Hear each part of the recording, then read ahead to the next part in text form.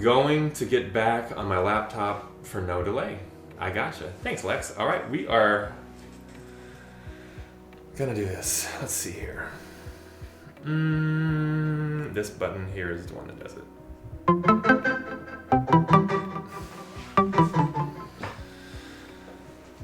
All right. Well, I don't have a cool intro for you. So last week, I had a cool intro where it played like highlights from the guest. Oh wow, very cool. You would think that it did. It wasn't very cool. I thought it would be cool. In my head, it was cool. See, I thought you were gonna have like walk-in music. I thought I was gonna like walk into like music or something like that. Yeah. I know. But I would have taken the highlights too. I just don't think I have any highlights. I know. So that's it, man. That's all we got. So we got the little and that's it. But sometime soon, well, I should say soon, sometime in the future, I'll have this thing where when the show starts, there's some kind of a proper introduction. But in the meantime, deal with it. Hey, welcome. Thanks, Brad. Thanks, Brad. Good to be here. It's 7:41 p.m. on Tuesday, February 2nd, 2021. This is Brad Wheeler. You can find me on Twitter as Data for Lunch, but it's not about me. It's about my guest today. His name is Eman Alvani. You can find him on Twitter under the best Twitter name. Why didn't I think of that? I don't know. Eman Alvani? I think there's a lot of people that have the in front of their name, so I didn't think it was that original. Well, maybe it's not that original, but it's amazing. It's very authoritative. Nice. Yeah, I put the in lower caps, so it's not like in your face. Yeah, like the Brad Wheeler would be pretty cool. Yeah. You could always change it. I used to work with a guy whose name was Brad Powers. And I was always jealous of that name. It just sounds like the most amazing name. Freaking last name, Powers. Powers. I want that last name. Powers. Yeah. Eman Powers. Yeah. So anyways, welcome. So y'all, Eman is a former coworker of mine from IBM days. We worked together from 2016 to 18, something like that. Somewhere in there, yeah. Mm-hmm. Yep, good times. And we've done a lot of cool stuff together. We've presented together how many times? Twice at least. Conference was once, and then we've done. I think we did several user groups as well. So I was fortunate enough to be included on some of those and help you out with your presentations. But yeah, like I think we did a few user groups, and then conference at least once, because there was that one year where we didn't get to go because of, I think it was the shooting in Vegas or something happened. But yeah. I think you ended up going though. Yeah. But I think collectively as a group, we went the year after in New Orleans. So that was the first time for me. Yeah, so we presented together a couple times. So I thought it'd be fun to share those stories again, relive those moments, because those are always fun. Because you come up a lot. Because people want to know. People like, oh, whatever. They want to know things, and a lot of times when I tell stories, you're in them. So I wanted to introduce you to my community. Nice. And then I also wanted you to give away as an opportunity just to share with others, because I think your story is pretty awesome. I think you're a pretty big inspiration to people. You're a big inspiration to me. Yeah, it's true. Well, yeah. Well, thanks for that. I think I think when you talk about stories and whatnot and coming up in stories, I think I've told enough people this, but I don't think I've told you enough times. But I mean, I don't think I'd be where I am today if it wasn't for you and how you showed us Tableau back in 2017 or 2016, whenever it was at IBM. So, I mean, I'm super grateful to you for that. And as far as like inspirations go, like those first few years, I mean, that's where I got like, most of my creativity from, as well as like just to drive. I think at the beginning, I don't know how I would have like ended up if I had got introduced some other way to Tableau, but I think, you've always been like such an advocate, but also like such a salesman for like the BI tool itself. So it was really easy to one, get started using Tableau, but also like fall in love with the tool, when you're sitting there next to someone who's like utilizing it the way that you were. So yeah, like as far as inspiration goes, man, like it's all you. No, man. No, man. So that's funny because I talk about it a lot. Like I'm not even good at Tableau. Like I'm not even good at it. I know how to make a bar chart. But anyway, let's not about me though. But let's get this thing started with. I wanted now that I've given you a little bit of an introduction. Let's kind of start. Let's back way up. So let's not dive yet into the Tableau. Let's learn a little bit about you, like where you went to school and like all that kind of stuff. So start wherever you were comfortable with starting. Yeah, okay. I'll start in high school. So senior year. I think when everyone's like busy applying to colleges and see, you got your top 5 or your top 10 and you're waiting to get your letters of acceptance back. I think I was just wasting time playing hockey and doing, traveling, playing breakout and those sort of tournaments in Florida. And so when the hockey thing didn't work out, I remember like flying back on the plane back to Texas from St. Pete's, I think it was. I was kind of like kicking myself. I was like, yeah, my parents are gonna really, tell me they were right, and they were. I should have probably stuck to the school thing, because the Swedes and the Finnish guys were like way better at hockey than I was. So I got back home. I kind of like messed around still a little bit, and then started out at SMU, and then I think I skipped around a few times on like what I wanted to major in, and I think like part of it also was I felt like I needed to do like pre-law courses so I could go into law school later on. And I think when I first came out, Goldman Sachs had a subsidiary because they were into real estate at the time, and so I kind of gave that a shot and ended up staying there for 5 years. And so law school was kind of off the books, and so I started like focusing more on like my current role, mm-hmm. and then like that being like whether it was like real estate or finance or that sort of thing. And so I kind of like skipped around after Goldman with like a few boutique firms. So they mm-hmm. were like smaller firms, but they all did the same thing. So it was more so like, hey, we have CRMs and they want data to give to their clients, most of the time external clients. And so using, I think at the time it was like SQL and SSRS, and mm-hmm. then taking that data. SSRS was cool because you could schedule the reports and I didn't touch it, but some of it was in Excel. And so, after I skipped around a few times there, I decided to go get my MBA.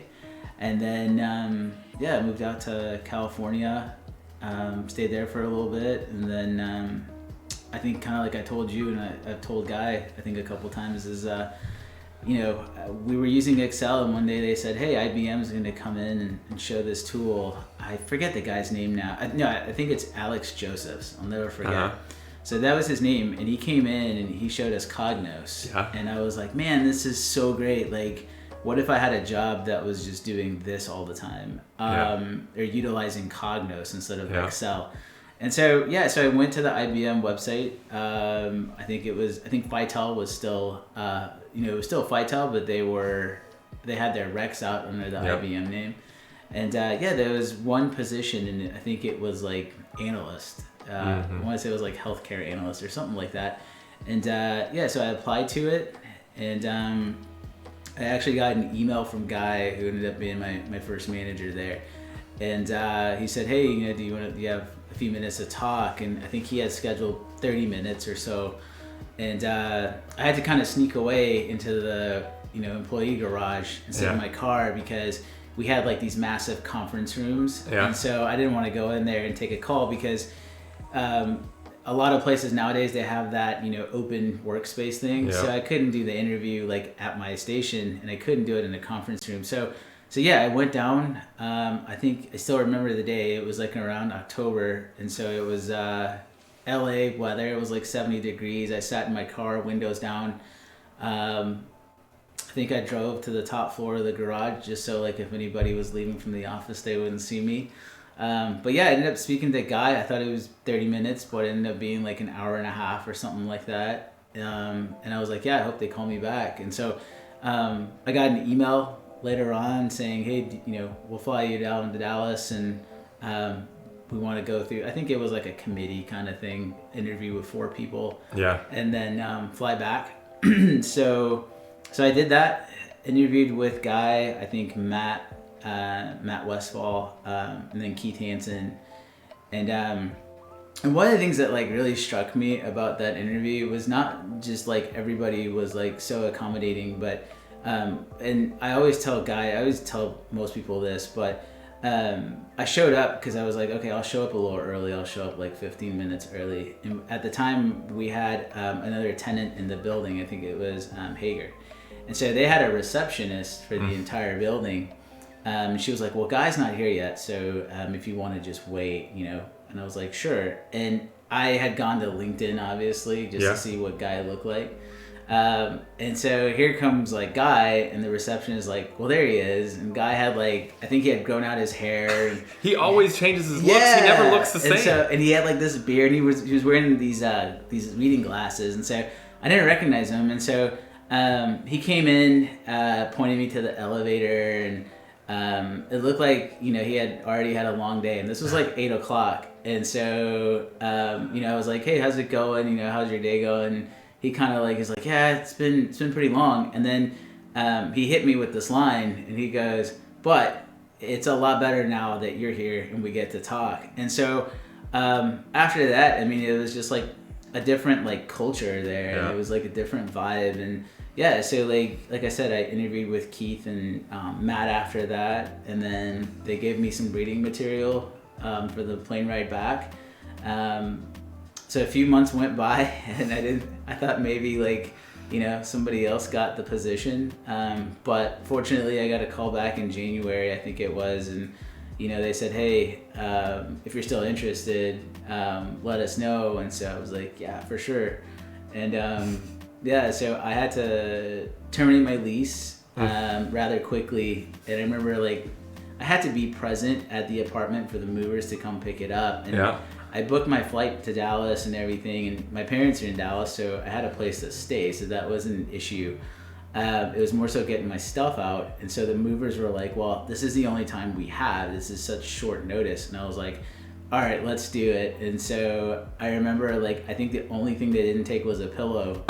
And I went into my car and slept for like 2 nights, my last 2 nights in LA. I slept in my car in the garage. Oh my gosh. Yeah. Oh my gosh. Yeah, I had this studio my last year there in downtown LA, and it was a hard marble floor, which I guess like when I got it, I was like, man, this is really cool, but I never imagined like sleeping on it. Yeah. So yeah. Jeez, yeah, who does? Yeah, and I actually had a few boxes, like moving boxes left, and I was like, you know what? This could be like a little padding for the floor. And I tried that, and I think I lasted maybe like 20 minutes, and I was like, no, I can't do this. So yeah, so I went to my car. Luckily, it was like a enclosed like garage space. So again, weather's always good in LA. So I rolled the window down, and yeah, I had my pillow, leaned the chair back, and yeah, I spent 2 nights in there. And then I would just like travel during the day. So it worked out. And then I think I, got an Uber to the airport, and they picked up my car and brought it back to Dallas. Okay, I got a couple questions. I got one question actually. Yeah. And that's going to determine how hard I tease you about this or not. What was the car you slept in? What kind of car was it? It was a Mercedes. Yeah, that's what I thought. Okay. So, you want the definition of like first world problems here, Eman? Like you're trying to tell this story, and it's a really sad story, right? Like you had to sleep on the... Okay, wait a minute.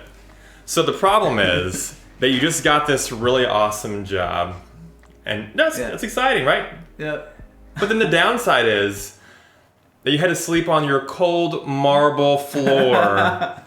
And then when that didn't work, you had to go sleep in your Mercedes with the windows down in sunny California. You know what?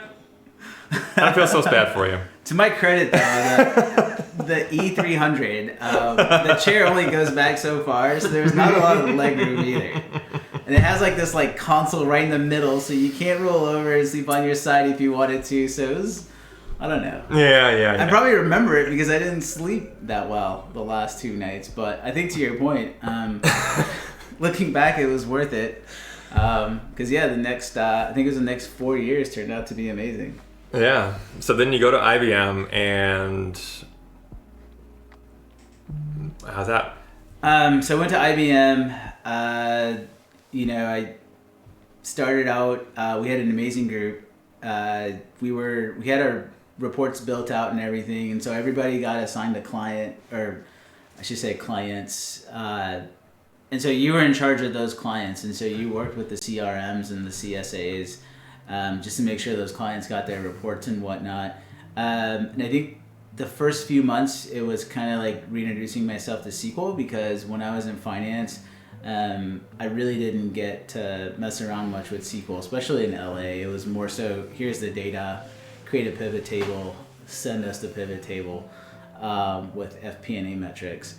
So this was a little bit more hands-on. I think it was really good because obviously everybody there was really good in SQL. So every day going to work, it was pretty intimidating. But at the same time, nobody at IBM let you drown or anything like that. They were always there to help you out, give you pointers and tips. I think Keith even had like these weekly SQL, like it was kind of like our top, makeover Mondays, but it was like, hey, here's a SQL statement. Can you make it better? Can you optimize it? And so those are really beneficial for me. And so we were doing that for a bit, and we were kind of also taking some of our standard reports and sort of like giving them a facelift in Excel.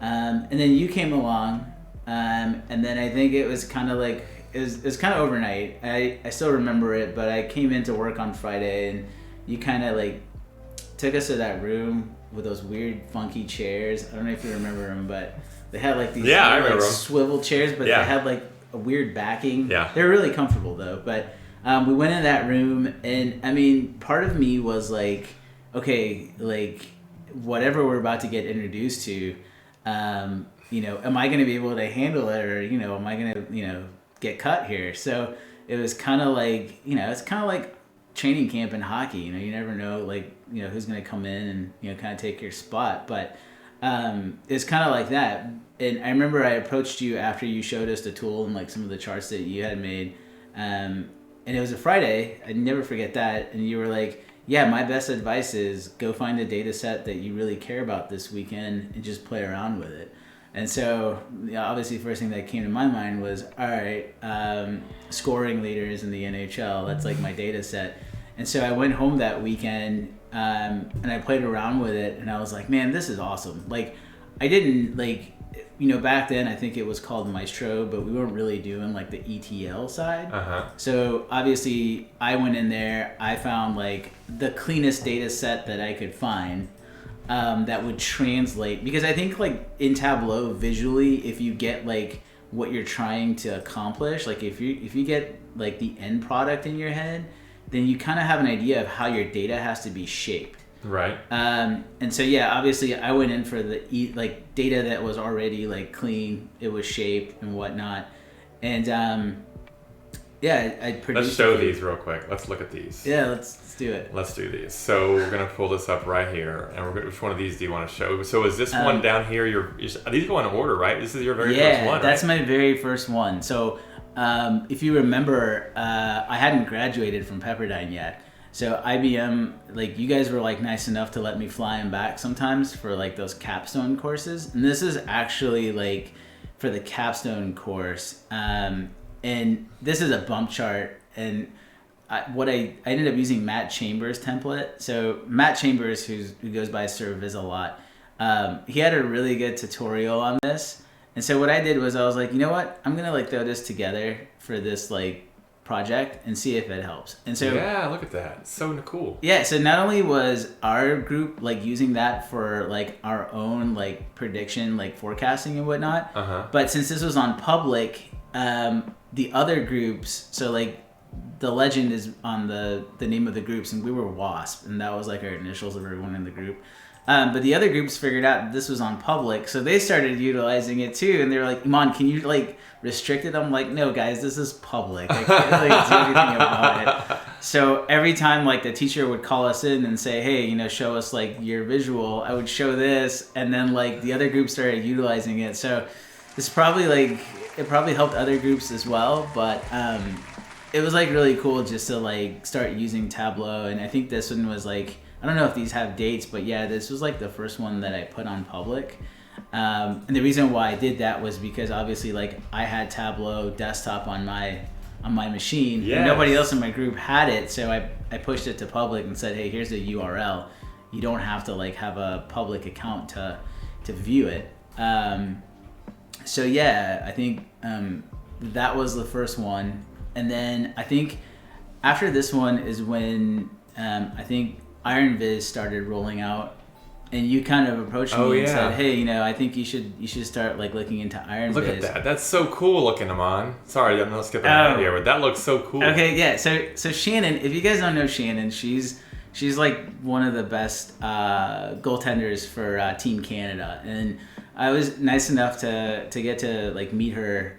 She's really sweet. She's amazing. And so one of the things about Shannon is she has really long curly hair. And so what I kind of wanted to do was I wanted to show her goals allowed average using a radial. And so I ended up, you know, superimposing her face, you know, in her mask with, you know, on top of the radial here, as if like, okay, that's her flow, right? That's so cool. So that's why it's called the goals allowed average flow. And I don't know if Shannon like looks at Tableau stuff, but she is on Twitter. She's an amazing goalie. So if you guys ever get to follow her, we should. We'll here. Yeah, we'll have to like we'll have to like include her on here. But I think we have a clip. We can. All you got. So this is actually published, and you can just clip it and tag her. It's already done. Yeah, about 30 seconds. Okay, right on. Yeah, I'll cool. do Huh? that. Yeah. So yeah, I think this was the stage in my Tableau journey where I was starting to sort of experiment with like different visuals. Like I was like, all right, I've done the bump chart. I've done some of this other stuff. Like, okay, what other charts are there to do? And so I hadn't done the radial, and so yeah, I decided. And I think this is maybe one of the first ones where I used a black background. Oh yeah. I always used like white background. And then Risky Business was kind of like the side project, right? So after we presented at a Tableau conference, I remember people were approaching us saying, hey, like, do you guys do consulting on the side? And we're like, I was like, no, and I don't. I work for Watson, so conflict of interest, you know, I can't really do anything unless I get it cleared. So I think we spoke, and I was like, yeah, it'd be kind of cool. And so everybody has like these weird, you know, Tableau names, you know, like Biz, and yeah. The only thing I could think of was, all right, Tom Cruise movie, Risky Business, and so I made it Risky Business. So some of the older ones have that Risky Business tag. I've changed it to Surfrider Analytics. But Surfrider? Yeah, and the reason for that was because there's 3 beaches near Pepperdine where I did my grad school, and so you have Carbon, Surfrider Beach, and then you have Zuma.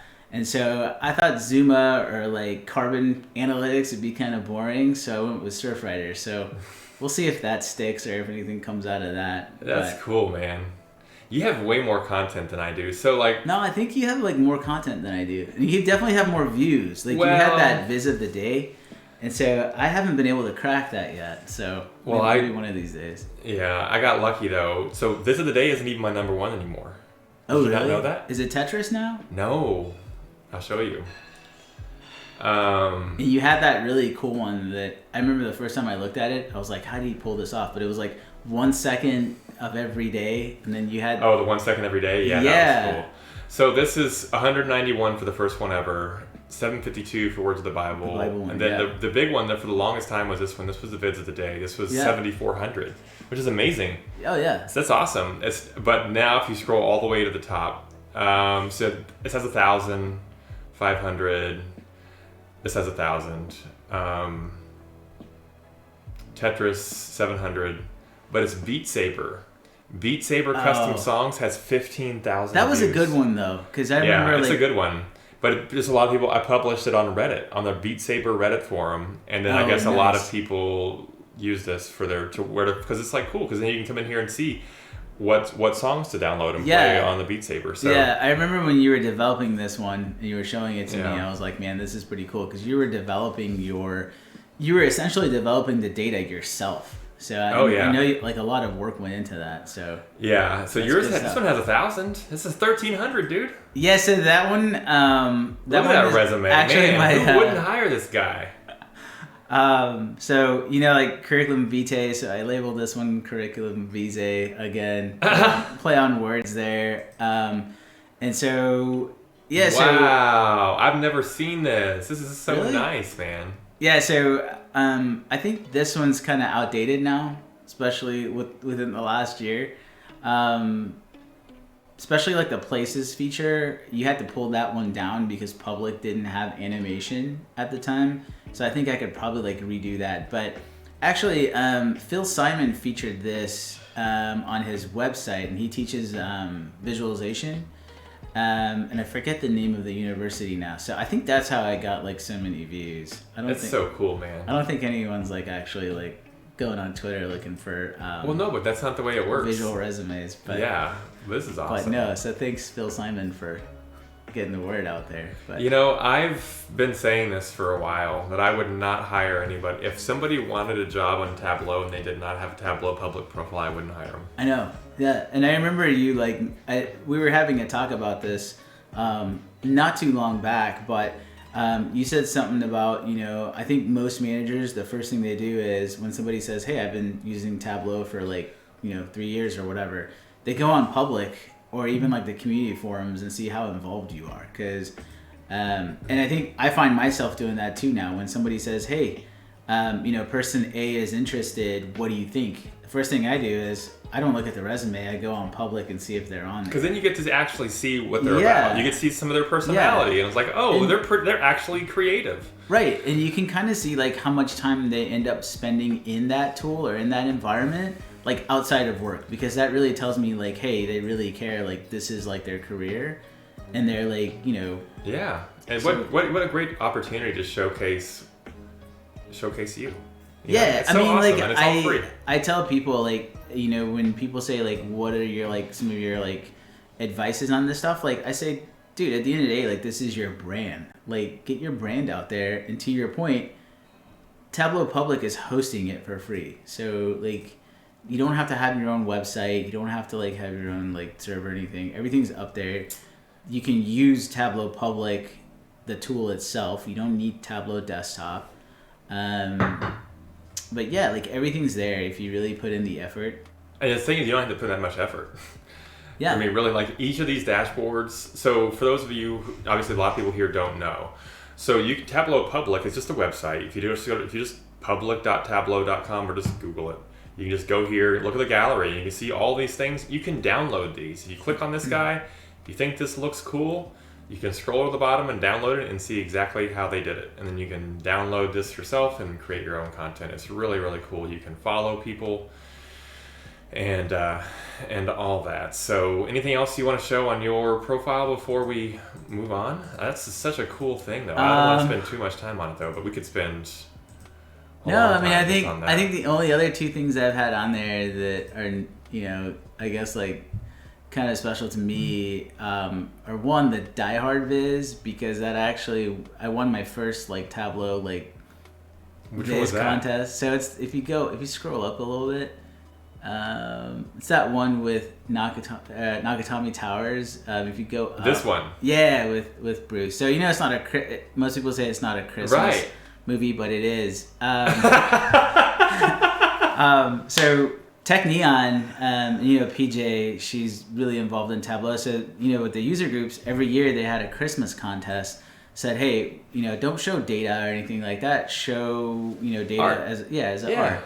And so it had to have like a Christmas theme. And so this one, I spent like several weeks working on this one. On the surface, it doesn't look really hard, but there's so many like dashboard actions in this guy that like it took me forever to build it. But like, yeah, if you like click on like a floor, like you'll notice that like the lights in the building light up. Oh my gosh. Yeah. Are you serious? Yeah, so like if you click on like the 23rd floor, you'll notice that... I think so. See, some of these things work fast on desktop, and then when you publish them, I hate it because mine do the same thing. Got it. All of my stuff that's really old like this, I'm like, oh yeah, it does these things, and then I go to do it, and it doesn't work, and it's so disappointing. Because I was doing the same thing just the other day, where I have them where like if you click it, you can actually listen to the music and like do cool stuff, but it sucks when it breaks.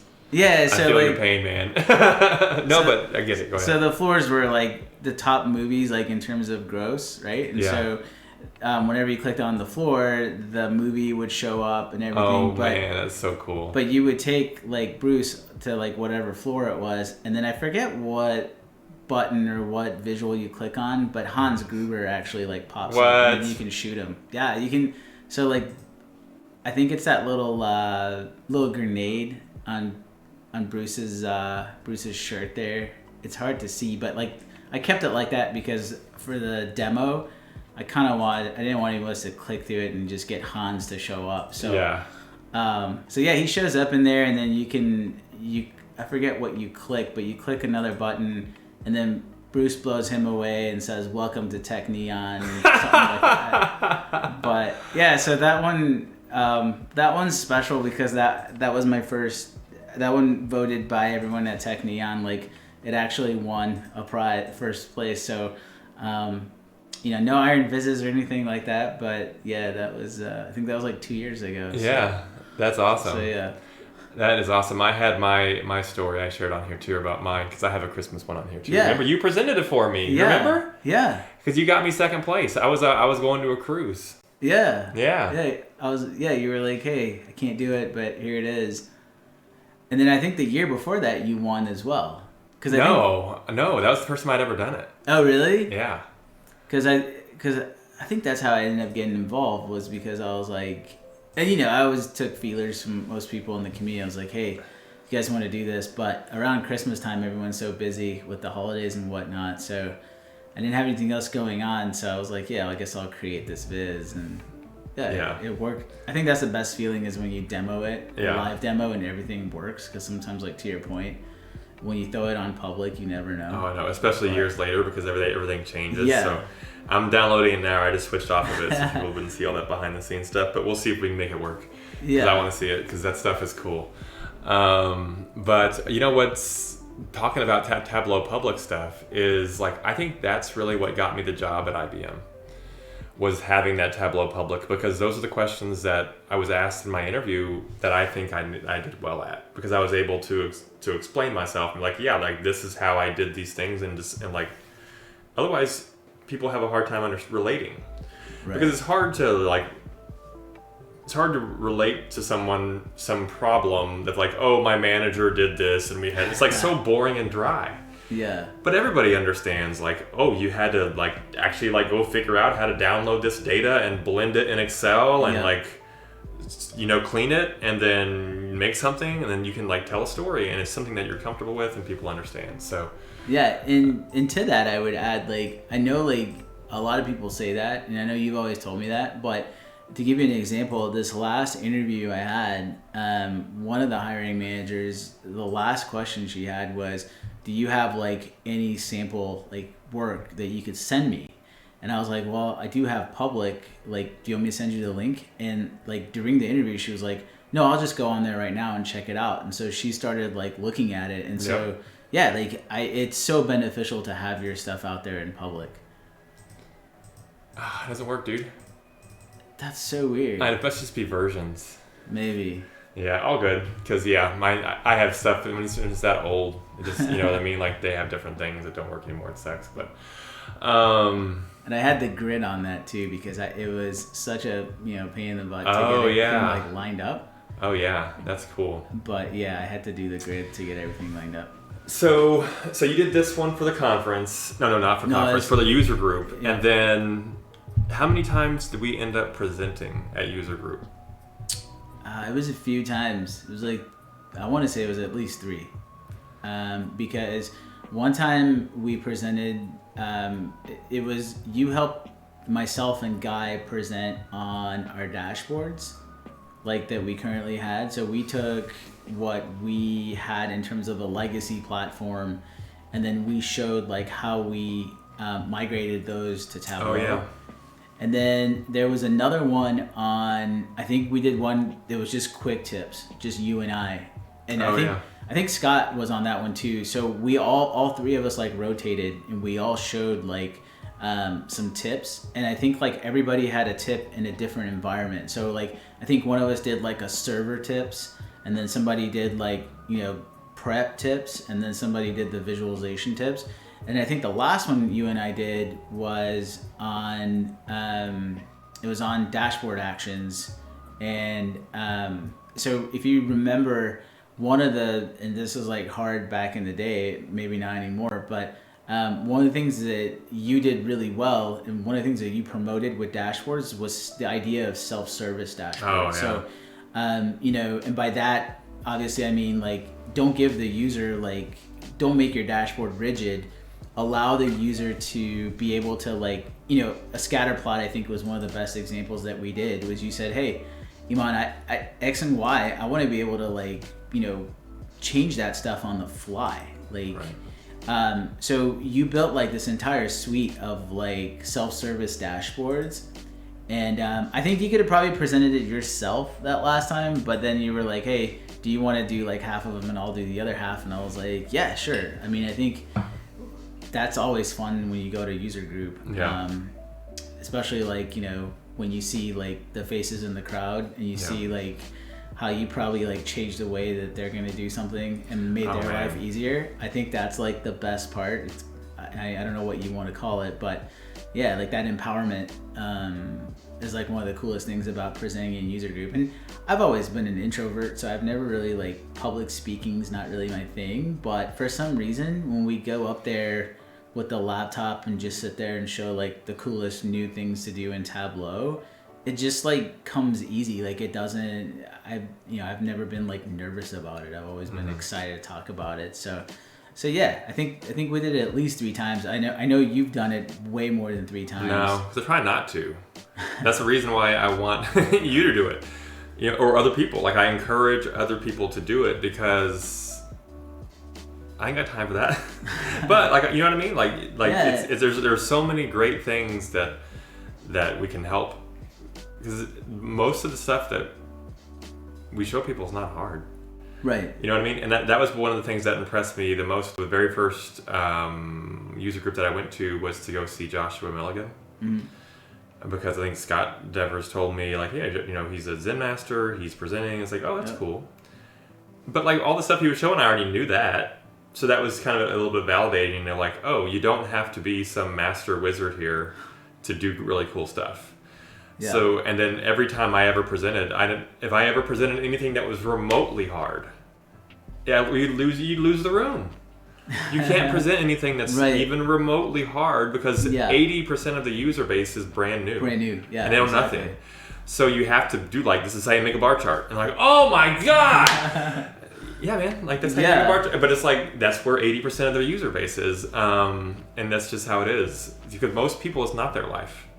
Exactly. You know what I mean? Most people, it's just a tool, and it's not their life. They don't care about it enough to like go home and mess with it. Yeah. I think about all the tools that you use at work and don't care about. Well, some people do. Right. We happen to care a little bit about this one. Yeah.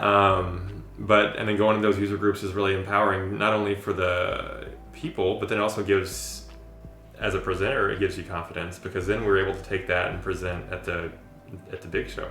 Right. For sure. And that was crazy. Do you have pictures from that? I do. I think I brought one, and this was our group shot. And so here it is. Hopefully everybody on the team's okay with us showing this. Fine. But yeah, so I think we're missing a few people in this shot. But yeah, so I think going from right to left, we got Matt Westfall, Regina, Keith Hansen, and then you had that cool tie. I forget who gave you the tie. I had that tie, yeah. Yeah, and then Tableau is to my left, and I know like he was a guest on your show too. Yeah, so. He was on 2 weeks ago. Yeah. And then Suzanne next to Tableau. So yeah, that was I think collectively that was like the group's first time at conference. Yeah. So and that was I think we took that picture after the presentation. It was after. Yeah. Yes, maybe? Because no, couldn't have been. We got stage rushed. It couldn't have been after. Oh yeah, you're right. We answered questions for 30 minutes. Right. They had to kick us out. I wish we had those. I wish we had those photos. I have one. You know what I mean? You know what I'm talking about? I have one, and I think, and Keith might still have this, but Keith has actual video, I think, of it. So I'd love to see that, Keith, if you have it, maybe upload it somewhere. But yeah, I think he actually has like live video. So. But that was crazy because you can tell based on that stage, you can tell that is a stage. That's not a small room. Because most of the time when you go to watch not Tableau, when you go to see someone else, some other company talk about how they use the tool, they're in a room. Yeah. No, dude. This is a stadium. Yeah, it was like a theater room. It was crazy. There's not video of. There's the video of us. You can see the video of us presenting it. It's on YouTube, and I'll put that in when I do the YouTube video. I'll do it. But but you can't see us. It's just our voices. Oh, right. Yeah. Yeah, and who cares? Nobody's gonna care about how to dashboard tune. Like nobody cares. So, but it's too bad it wasn't filmed from the other way because we would have cared about that. I mean, there's got to be footage out there. There somewhere. has to be. We have to dig it up. Yeah. But yeah, it was to your point. It was a huge stage, and I remember looking up. Oh yeah, we have photos where we're at the top, being like, "Can you see me?" I know. And it was funny because when we flew in, Tableau was like, "Hey, the speakers have to go practice." And so I remember I was like, "Brad, you want to go?" And you're like, "No, man, you got it." And I was like, I was like, okay. So I go in and it was this lady and she was like, they actually had tape on the ground and there was monitors where you could watch yourself and they're in the ground as well, but nobody else could see it. And she's like, don't move, just plant your feet as if you're one with the earth, because I think for my demo I was moving around. She was like, no, just stay still, stop moving around.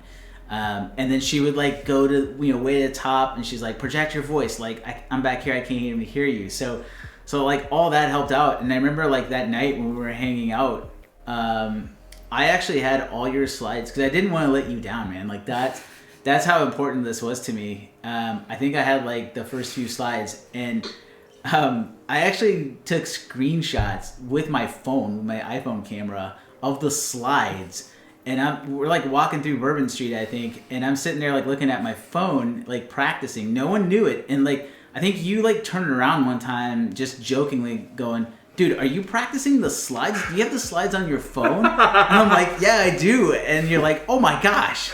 What are you doing? Don't worry about it. We're gonna do great. And so I'm sitting there the night before going, I should be asleep right now or practicing. And so we get back to our hotel or our little townhouse that we had or whatever that thing was. And yeah, I literally sat there for a couple more hours practicing. And I remember you were like, well, if it makes you feel any better, let's meet up at 5:30 in the morning and just do a run through. And I was like, yes, let's do that. And so, yeah, I think the whole thing went off without a hitch. It was amazing. But yeah, I just remember I woke up at 5:30 for you? Yeah. Man, I must have liked you. Yeah, so it was you, myself, and I forget the third person, but we're all like, yeah, let's run through this. And we went through the slides. Oh, I remember that. Yeah, and then after that we headed out because I think we had a 10 o'clock, but obviously we also had signed up for classes or sessions, yeah. And so you and I met an hour outside of the little theater or whatever that thing was, and I remember somebody wanted me to help them. Yeah, I remember this guy comes up and so we're practicing. This guy comes up and goes, "You're Brad Wheeler, hey." He pulls out his laptop and you guys start working on another project, and I'm like, Brad, we gotta practice. And but yeah, no, I think that again speaks volumes to how much not only you know the tool, but how easily you can speak to an audience when you're talking about Tableau. Because I said, we got in there, I think even before we were all joking as a group, and then once it started, it went pretty smooth. And to your point, we had so many questions at the end. I think I missed. We had that one guy though. Remember that guy? Oh yes. So the guy who, yeah, because you were talking about how I think it was the time difference of running the query, and he wanted to see something on the back end of the query itself. You want to know how the query works. Yeah. It's but how does it work? And you're like, dude, it works. I think that's the only reason he stopped because he asked a question and you actually went into how the query worked. You didn't show it on the screen because obviously we were relegated to utilizing that PowerPoint that was Tableau approved, so you couldn't hop into SQL and be here's how it works. And so you answered the question, and so I'm thinking all right, this guy's done. The dude raises his hand again. No, he didn't raise his hand. Oh, did he just do a follow-up? No, he just started talking. So he interrupted me. So twice. So he just times. does he just did like 2 or 3 follow-ups, and he's like, but how does it work? And I remember like you finally said at the end, you're like, dude, it works. And then you called on somebody else. So I was like, all right. And I don't know if he came up to you afterwards to ask you how the I think he was mad at me. Oh. No, he didn't. He left me a bad review. Did he really? Yeah. Oh man. Yeah. Under anonymous, probably. Is it on the? If you watch the YouTube, is it like? Yeah, I don't know. I don't know if you can hear Q&A on there. Okay. No, definitely not. Oh, it's not. You can hear me stop down 3 times, but I don't think you can hear him.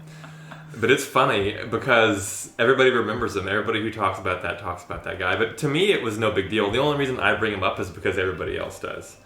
Everybody always talks about that guy. I'm like, oh yeah, it is funny, but it was barely a blip on the thing. Exactly. Yeah. Like I just look at it as like, yeah, I remember him like asking, but I think like his question was kind of misguided because to your point, like, I mean, we're not going to show you the sequel like behind it or how we optimized it. Like, I didn't know the answer to his question. He wanted to know. So basically, I'm over here telling you how to optimize Tableau because the thing is, how do you optimize these dashboards? Yeah. I don't freaking know why they're faster. All I know is when I do this, when I make this change, it goes from this time to this time. Right. So that's what made it faster was by me taking this thing off. He wants to know why. Why? I don't know, dude. I didn't write the software. I just know it's not. Yeah. Well, why? It's like I think like I don't know to I guess talk about something similar to that. It's like I remember part of that presentation was also like, hey, if you're using a certain type of visual, if you can forego that visual and just use this as as an alternate visual, like it's faster. But then to your point, like if you ask me why, I'm like again like it just is like it's faster if you use a bar chart instead of a donut chart. So yeah, I don't know, like, but to me, like, I just remember him asking his question 3 times. I think that's why, like, when somebody brings it up, I'm like, oh yeah, I remember that guy. You know, it's so funny. So when I first joined this Twitch community, I came in with the attitude of like, because like I take my, I kind of get into stuff. I thought it'd be fun to do Tetris and Tableau and Twitch. 3 T's, right? Kind of fun. Yeah. So I was like all about the Tableau and showing the stats and everything. And of course, it's always got to be a bar chart. So there's another guy on here who's also a Twitch streamer. His name is Brad Harmar, and he has his stats. He also has stats, but his are done in a pie chart. And I give him a hard time, and I'm like, dude, make it a bar chart, man. I can't tell. Like, I can't tell what that is. Like, are you doing good or are you doing bad? It's just a freaking pie. You're not telling me anything. I tease him about it, and then so he made a Daddy-O mode. This is my name on Twitter. I saw that. So when you go into his thing, there's a channel point redemption. So like in here, I can do a channel point redemption. You can do them for different things, like highlight my message or like, do different things. Like I play this and it does the Seinfeld theme. Just do different things and it does things. But of course it doesn't work, but whatever. So on his, he has a Daddy-O mode. So if you go in there and you redeem it, it swaps out his bar charts for bar charts. Wow, that's cool. He's like, yeah. Daddy-O, like he claims bar charts are better. I mean, because nobody knows who. Like they don't. I'm like, dude. Okay, trust me. But yeah, it's pretty funny. Now everybody makes fun of me for the bar chart thing, but but like I think for some reason pie charts are frowned upon in the Tableau community. I think maybe even like outside of the community as well. So yeah, I'll go with that. I mean, I think. Thanks, Brad Harmar. Yeah. He should use Daddy-O mode. Yes. Use Daddy-O mode. But I mean, I don't know. I like pie charts, especially if you make them into like donut charts. Yeah, so, only if it's a donut and only if it has less than 3. Correct. Did I have less than 3? Yeah, then you're making your user do the analyses by like trying to like pinpoint it, like eyeball. Yeah. The differences between the pies. And it works great for percentages. If you want to say your 80% success rate or whatever, then a donut's great because then you can do a big donut with a big number in the middle. In the middle, yeah. And do something sexy with it. Yeah. Yep. Yeah. So that was Tableau conference. That conference was awesome though. Was that the last time I saw you? No, that wasn't the last time I saw you. Last time I saw you was because then you parlayed that. And so you started becoming friends with a lot of people in the Tableau community. Yeah. Was it through conference? Is that how you met them? Or did you just start stalking them on Twitter? No, so like obviously we work Monday through Friday, so weekends I couldn't bother you, and so I didn't really want to like bug you with questions. And so some of like the stuff that I was doing on the side, I would kind of go to the Tableau community at first, and then like I would kind of either like look at their blog, talk to them, get their take, and then I think like if it was something that I could implement at work, then I would say, hey Brad, check this out, like we can do this. And I think like rank unique was like one of the functions, but I mean I remember like some of that stuff, and so I think slowly through Twitter, I don't have like Facebook or Insta or anything like that, so I usually met them through like Twitter, and so started talking to a few of them. And again, like if anybody utilizes Tableau, you know how like generous the community is. I mean, you can literally reach out to anybody and they're always there for you. So yeah, like I met a lot of them before that conference. Mm-hmm. And it's really weird because I think like you and I, like our little townhouse that we were staying at in New Orleans. That wasn't a little townhouse. That thing was amazing. Well, yeah. We had a whole combine. Yeah, and it was like gated, and so like we Yeah. had both of those like units in that little gated area, and we could actually like walk right to conference. And so this was like my first time seeing like all those people who helped me like. That was the first time to meet them? Yeah, so I remember we were walking, and we were all walking as a group, and I think I saw somebody. I think it was Kent Martin, who's amazing with like spatial analyses and like mapping and stuff. And I yelled out, "Look, guys, there's Kent!" And he didn't hear me because he was still like half. He was across the street. But I remember you saying, Eman, like, you stop being a Tableau nerd. That's okay. but then you're like, it's okay. And then you like turn around and told the rest of the guys, you're like, guys, Eman's like really excited about like meeting all his Tableau heroes. And yeah, so it was kind of like that. And so I think like, I remember I met Andy Cribble and then Eva Murray, who like do Makeover Monday. And so they were like, at the time, they were both like Zen masters, and this was before Andy went into the Hall of Fame. And I remember I saw Eva on the in the Data Village is what they call it, where like people go to like talk about books and stuff like that. And I didn't, in my wildest dreams, I didn't think like I could like talk to Eva or get 10 minutes every time, because she's super busy and people know her, and she was promoting the Makeover Monday stuff that day. But literally I went up to her in Data Village and I said, hey, do you have a few minutes to talk about like your data journey? I think it's exciting, and I see like some of the stuff that you were doing, especially like coordinating and the whole Makeover Monday thing. And she spent like the better part of like 20 minutes talking about like her journey, and all that stuff is like so inspiring. And yeah, like I think even Andy, like he talked to me a little bit, and it was really cool just to meet everyone. And like I always tell you though, like I feel like once we got back to Dallas, I always tell everyone like, yeah, we had our own Zen master at 511 Luna on the 6th floor. So it was kind of like the best of both worlds, because we go to conference and you get to kind of like chat it up with like some of these Zen masters, and then we come back to work at IBM, and I got a Zen master who sits in the office behind me. So it was always good to kind of like exchange ideas with you. I think that's like one of the best things about it was, you'd come in and be like, hey, check what I like figured out over the weekend. And then like, I'd be like, dude, that's awesome. And then like, I would take like what I learned and like, Brad, what do you think about this? And it was just always like, fun. That dynamic was pretty cool. So my favorite thing about that, one of my favorite things about that job was the wall of dashboards. Yes. That was so cool. It never got updated after you left. That's so sad. I was like, guys, we're doing like so much great stuff now. Let's update it. Because we added like a Sankey, and I think maybe the Sankey was on the wall when you were there, but... Yeah, so we took out, just describe it for people who don't. So we printed out, so basically we took the Excel. So when I started, all the customer reports were delivered in Excel. That was your job. Correct. Was to deliver the reports in Excel. So when I got hired, when I got the call from Ted, he said, yeah, everything's good. We think everything's good, but there's one deal here. We are IBM. We use Cognos. I just want to make sure that like you're cool with that. You're cool using Cognos because a lot of your stuff is all about Tableau. It's like, what do I care, dude? It's just a tool. And it's 100% honest. Like, I don't care. It's just a tool. That'd be like if you were to ask me, do I want to use an iPhone or an Android? Yeah, I kind of want this. I like this Android, but I'll use the iPhone. If you're going to give me a job, yeah, man, I'll be an iPhone guy. Yeah. I didn't know how bad Cognos was, though.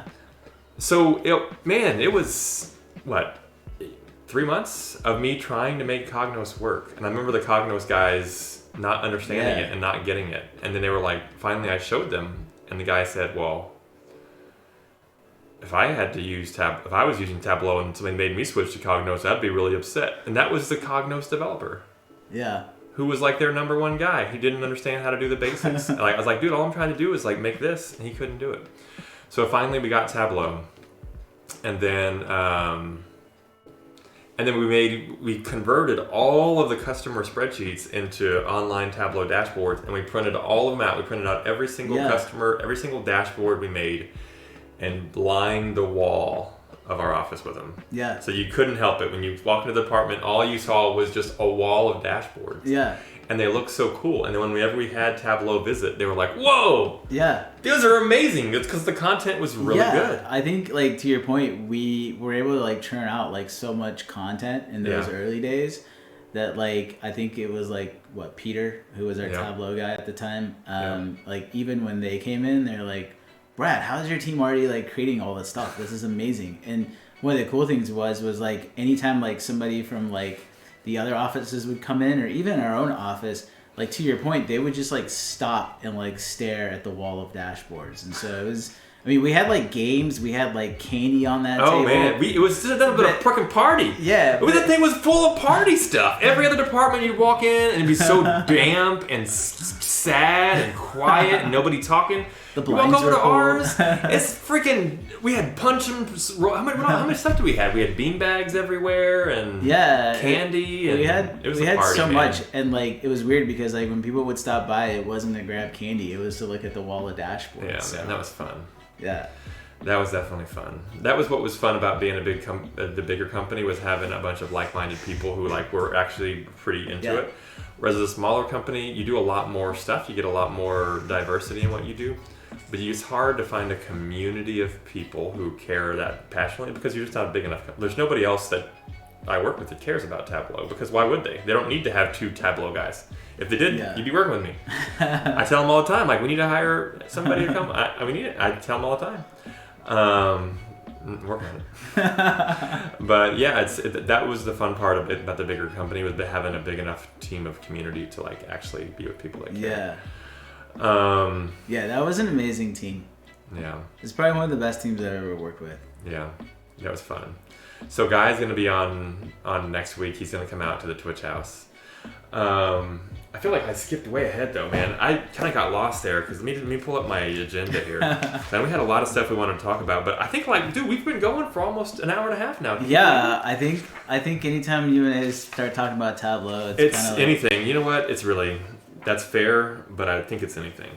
So let's talk about you being a Tableau instructor now. That's really cool, dude. Yeah, so, one of the things that I wanted to do outside of work was kind of like, and, I think like one of the things about teaching Tableau is a lot of times people like approach you and say, hey, like if I give you my data set, can you help me out? And I've never been one to make it about, money or revenue or anything like that. But one opportunity came across with Data Crunch where you could travel to other locales and kind of like teach Tableau for whether it was 2 days or 4 days. And so I interviewed with Ryan Noakes, who's with Data Crunch, and Anna Ford.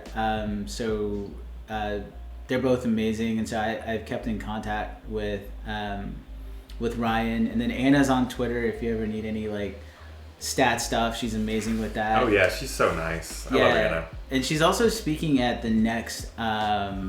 It's the Texas user group now because of COVID, so they all combined it. So Austin, Dallas, and I think one more. So she's actually speaking at the next Texas Tug on the 25th. So got an opportunity to do that, and so it's weird because like they usually look for 4 days or 2 days, and so I usually take vacation, and then they usually fly me to wherever they need me to teach. And then usually I do like, I think they have the basic and then they have the advanced. And I've been doing that for a couple of years. And I think there's also like opportunities where somebody will say, hey, I have this project that's maybe like a 2-week project. Can you just create some dashboards? So all that kind of like, led to like side projects. So always busy with that. And I think, again, that like speaks to whenever I tell you like, man, you like completely changed like my career path, because I enjoy what I do, and like every day at work it's kind of like I'm not really going to work. It's really fun, and that's how I felt at IBM. I think that's what made me like go home and not like walk away from my laptop. I would just like keep that thing open and just like mess around with Tableau. And then two, again, it's created like so many opportunities that I don't think I would have had like pre-Tableau. I think like before Tableau, it was sort of that, all right, I'm gonna go and do what's needed, and then like you create your Excel reports or whatever, send those off, and then whenever you have to like leave work, that's it. You kind of like, you're disconnected now. But with Tableau, like I never like had the opportunity to disconnect. It feels like you're either one like always in the community checking new stuff out, or I think one of the things that I told you like the first time that I started using Tableau was, I think I was driving home from like hockey practice one night, and like at every stoplight I thought of like using like some random data set, and I was like, man, that would be cool to like visualize that. Oh yeah. And so like by the time you get home, you have like a million ideas, and unfortunately, like you don't have that many hours in the day. But I think that's why like the instructor thing was a really cool gig, like a side gig, and then same with like all the little side projects that. So many opportunities. Yeah, there's so many opportunities. I know. Yeah, I encourage people all the time. Like, man, there's so many like between Tableau and now that Salesforce bought them. Salesforce is another one of those tools. Yeah. Where like that training is absolutely free, and when I was looking for a Salesforce admin, and I put college degree is optional, assuming you have all the sales, because if you've gone through and done all of the free Salesforce training that they offer, that's better than a college degree, because you're actually an expert in the software. Yeah, and it's all free, and it's a damn good salary for nothing, and it's a free education. I was like, man, if anybody out there like wants an opportunity, it's like a change in career, like, man, Tableau, Salesforce, so many cloud-based software things are not that hard to understand. They can't be. If they're hard, people can't use them. They've got to make it easy. So people that are intimidated by technology should feel comfortable with these tools, because they're built for the masses. Right. They're not built for programmers. They're built for people with marketing degrees like me. I don't know man. I don't know how to make a website, but I can use this. Yeah, I think like for me, like just coming up with like humanities for undergrad, and as far as like my MBA was in finance, again, it's not really like techie or anything like that, but like Tableau, like to your point, one, you have like all the training out there if you want to utilize that. Yeah. You can always pull down a workbook and kind of reverse engineer it and see how they did it. And then like everything's there, like you just have to put in the effort into it. And I think for me there was really no effort, because I really enjoyed it. Like, I know, right? It was really fun. It is fun. So what is it that you look at? Like, when you see a dashboard, what do you think, like, what makes something good? I think like the first thing that I look for is the UI itself, like from a user perspective. Like, how does the dashboard flow? Like typically, like I like a dashboard that flows top to bottom. Like I don't want to have to like go at the bottom of my dashboard, click a dashboard action, and then go back to the top and see like, oh, okay, this is how that dashboard action affects that visual. So usually you want to make sure it's fluid. It has that top to bottom flow, and then obviously like there's a lot of like good visualization experts like Edward Tuft. He's amazing if you can ever take his classes.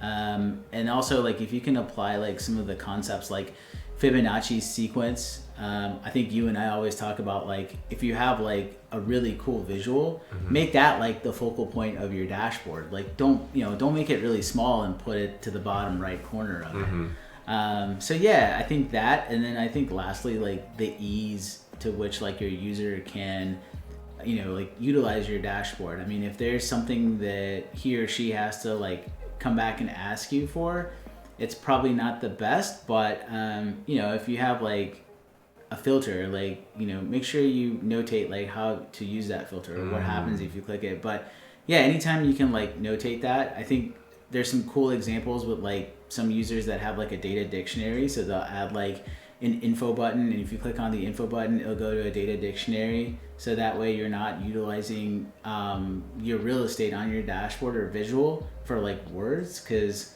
I hate when like you have a bunch of words and definitions at the bottom. I'm not a huge fan of that. I think you could put that somewhere else and give more space to your visual. But yeah, I think those two things will probably like be like what I would offer as advice. Yeah, I would add to that just something minor in generic, in that little things go a long way, because what they do is they give your user confidence that you care about the little things. Yeah. And like if this person has taken the time to make these tooltips look good, or to use this icon instead of this whatever, like just something small, like it automatically instills confidence in your end user. Yep. Yeah, I agree. So those little things I think would be my advice. But obviously, it doesn't. If the big things suck, the little things don't matter. But one of the things that I struggle with is the creative process. So you get some kind of requirement. Sometimes it's too specific, and they're like, "I want a pie chart." And you're like, "No, you don't." Right. Or it's too generic, and they say, I got a problem. That didn't tell me. You know what I mean? So like, what's your creative process like? So you tend to like focus? Do you like work on a lot of things at once? Do you put headphones on? Do you listen to music? What's your creative process from when you like say, okay, I got to make something? What do you do? Yeah, I mean, I think like music has always been like my go-to for that. I think like some of the music that I listen to, whenever I'm creating like dashboards, and I don't know why, but it just sticks for me at the moment. But like, I love like Rush. What's your favorite Rush song? Or what are some of your favorite Rush songs? Like what's your... Oh man, obviously like, The Past is pretty good. I like, Tom Sawyer, everyone knows that stuff. I'm not a big fan of like their newer stuff, like, Vertigo or anything like that. Like I think my favorite album is Power Windows. Okay. So that's, it's really funny because like even when I was like growing up, I never listened to Rush. Like I would listen to like Van Halen or Guns N' Roses or Motley Crue, but Rush was just never in there. And then like, I don't know if it's like getting older or what, but like for some reason, like whenever I create Tableau, I just like start, listening to Rush That's stuff. Cool. Yeah. So yeah, Rush, 1984 by Van Halen. That one's good. Yeah.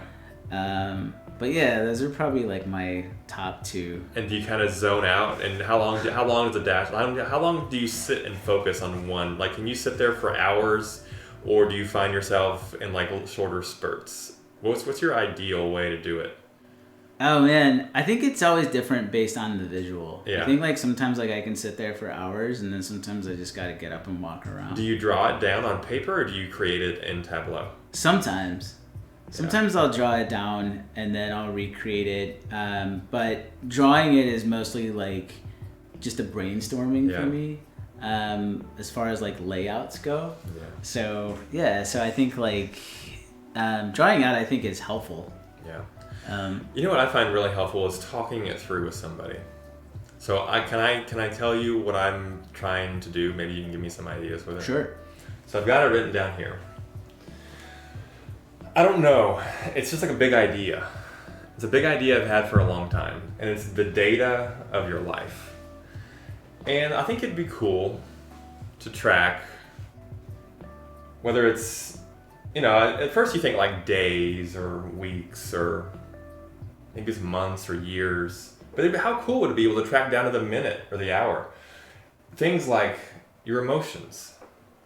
So how do you feel at 2 p.m. on a Monday on January 4th? Yeah, I don't know. Wouldn't that be cool to know? And then to track that. Your moods, like how granular can you get with your mood? And how you feel, and are you feeling upbeat, and what are the things that affect that? And I think if you could track it, that would be pretty cool. And then the other thing that I think would be pretty cool would be the people. So, for example, what percentage of your time do you spend alone versus with your certain family members or your friends or whatever? And that gets pretty interesting when you zoom way in. When you say like this week, that's pretty interesting. Mm-hmm. Or this day, what did it look like? That's kind of cool. But I think it gets even more interesting when you zoom out. Like think about when you zoom way out and you think about your life as a line. And you think about when people come into there and when people leave.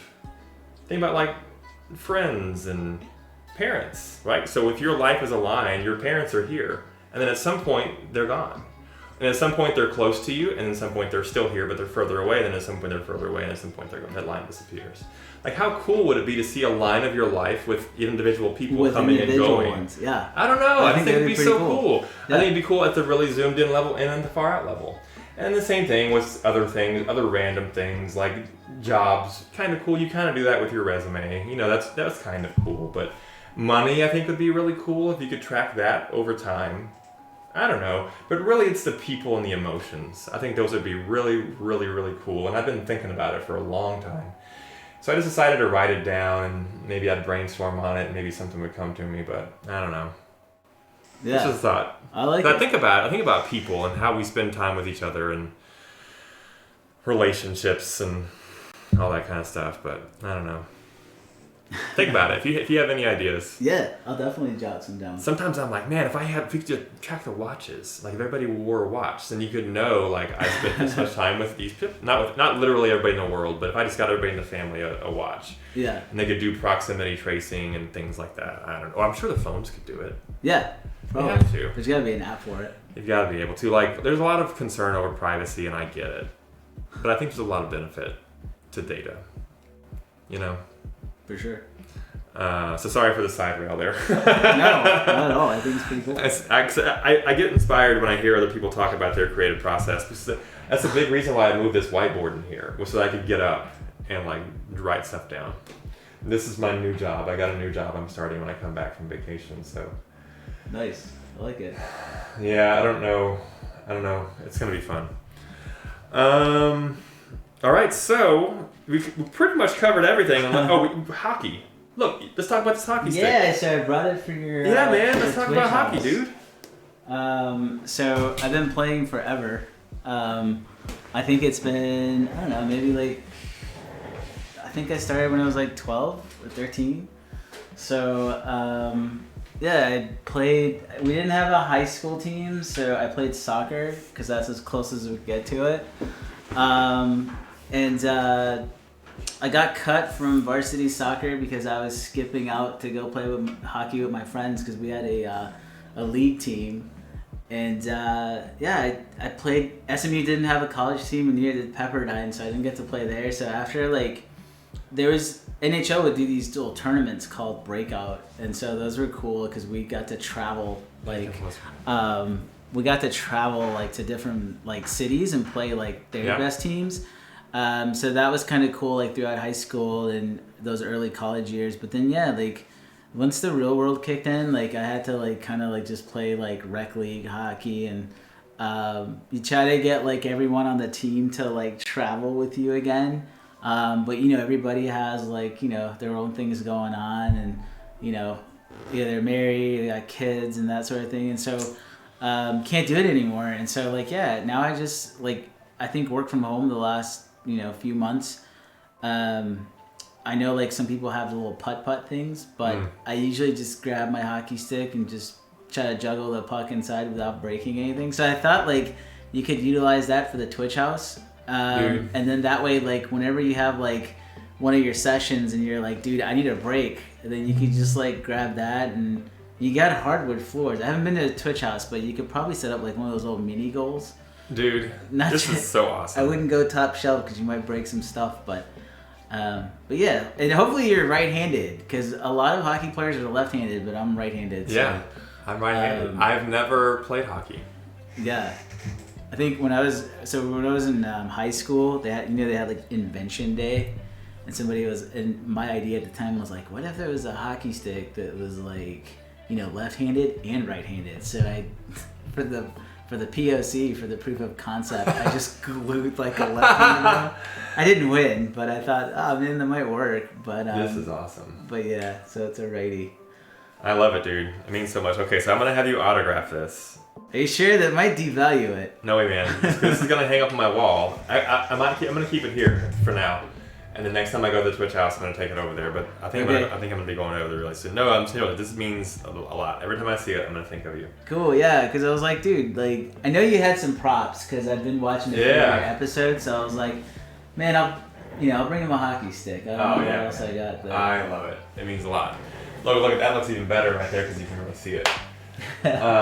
Cool. Well, anything else you want to talk about before we end episode 8 here? No, I mean, I guess like usually I'll just end it the way I started it. One, thanks for having me on. Thanks for introducing me to Tableau. It's been like an amazing ride.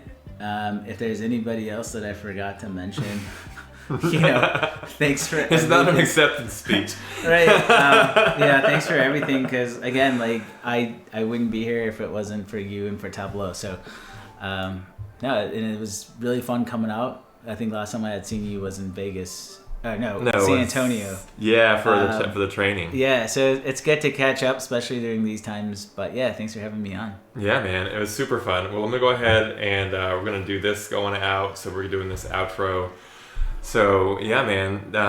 Look, I know you have a long drive home, so we weren't even supposed to start until 9, but we got over before 9 o'clock. So dude, right on. Yeah, that's how we do it, dude. We're efficient.